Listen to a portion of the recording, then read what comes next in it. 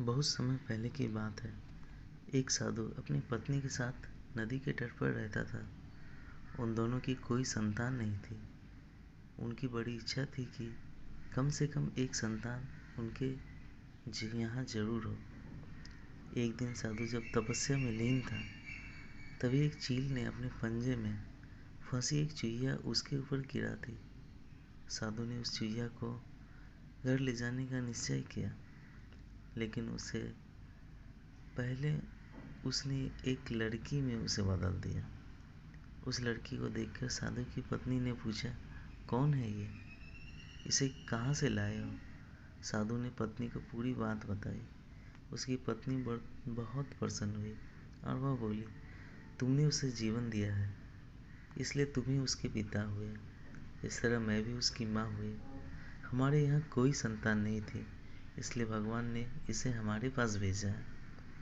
जल्द ही वह बच्ची एक सुंदर युवती में बन गई। जब वह 16 साल की हुई तो साधु और उसकी पत्नी ने उसका विवाह करने का निश्चय किया।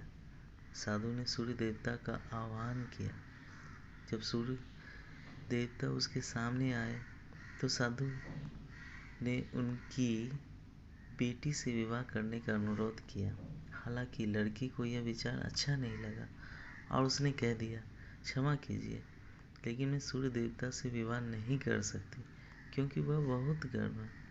निराश साधु ने सूर्य देवता से कहा कि अब वे ही उनकी लड़की के लिए कोई सुयोग वर सुझाएं। सूर्य देवता ने कहा, बादलों के देवता से आपकी लड़की की जोड़ी सही बैठेगी क्योंकि वे ही धूप की गर्मी से उनकी रक्षा करते हैं। साधु ने अब बादल देवता से उसकी लड़की से विवाह करने का अनुरोध किया। इस बार भी लड़की ने विवाह से इनकार कर दिया और बोली, मैं इस काले व्यक्ति से विवाह नहीं कर पाऊंगी। इसके अलावा बादलों की गरज से मुझे डर लगता है। साधु फिर से उदास हो गया। उसने बादल देवता से अनुरोध किया कि वे कोई सुयोग वर सुझाएं। बादल देवता ने कहा, पवन देवता के साथ इसकी जोड़ी अच्छी रहेगी क्योंकि वे आसानी से मुझे उड़ा सकते हैं। साधु ने अब पवन देवता से विवाह का अनुरोध किया। इस बार भी लड़की ने विवाह से इनकार कर दिया और बोली, मैं ऐसे अस्थिर व्यक्ति से विवाह नहीं कर सकती जो हर समय यहाँ वहाँ उड़ता रहता हो। साधु अब काफ़ी परेशान हो गया।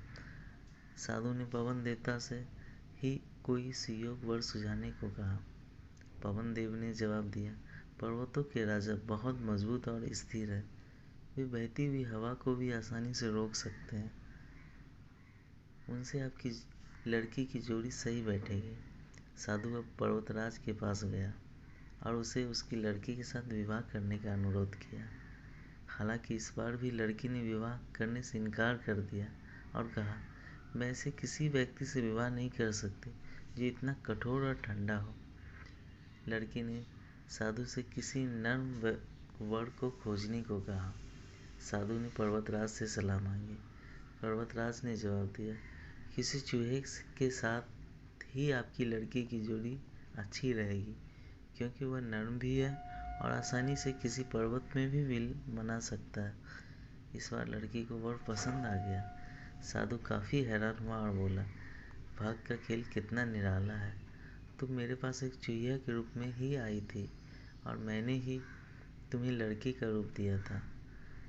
चुहिया के रूप में जन्म लेने के कारण तुम्हारे भाग में चूहे से ही विवाह करना लिखा था और वही हुआ।